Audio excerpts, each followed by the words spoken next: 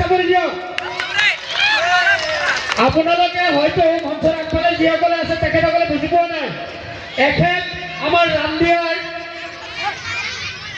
ৰামদিয়াত এখেতৰ ঘৰ দাদাৰ নৱদ্বীপ মেধি। তেখেত আমাৰ অঞ্চললৈ, আমাৰ হাজো বৰছলি ৰামদিয়া অঞ্চললৈ গৌৰৱ কঢ়িয়াই আনিছে। তেখেত বেষ্ট একশ্যন ডাইৰেক্টৰ হিচাপে নেতাজী সুভাষ চন্দ্ৰ বসু বঁটা লাভ কৰিবলৈ সক্ষম হৈছে। তেখেতৰ কাৰণে একবাৰ সজোৰে হাত চাপৰি দি মই ৱেলকাম জনাব লাগে। এইবাৰ আমি নৱদ্বীপ মেধি দাদাক এটি ফুলাম গামোচাৰে সম্বৰ্ধনা জনাবলৈ সংঘৰ সহকাৰী সাধাৰণ সম্পাদক কিসমত আলীক মই অনুৰোধ জনাইছোঁ।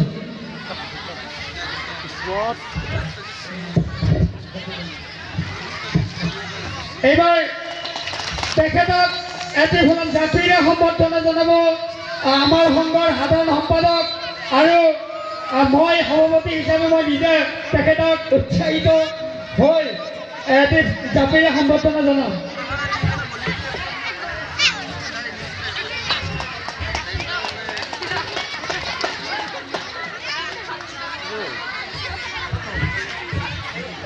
এইবাৰ আমি সম্বৰ্ধনা জনাম আমাৰ অঞ্চলৰ গৌৰৱ, বৰছলিৰ গৌৰৱ, হাজো সমষ্টিৰ গৌৰৱ, যি নিষ্ঠাবান সংবাদকৰ্মী, যাৰ সংবাদৰ জৰিয়তে সঁচাকৈ আমি হাজোৰ লগতে বৰছলিবাসী ৰাইজে গৌৰৱান্বিত।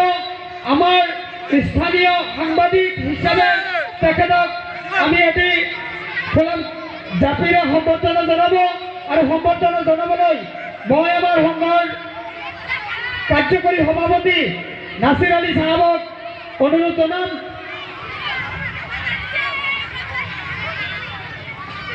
এয়া আমাৰ মাজত উপস্থিত গনি খান চৌধুৰী ডাঙৰীয়াক এটি ফুলাম জাপিৰে সম্বৰ্ধনা জনাইছে আমাৰ সংঘৰ কাৰ্যকৰী সভাপতি নাছিৰ আলীয়ে।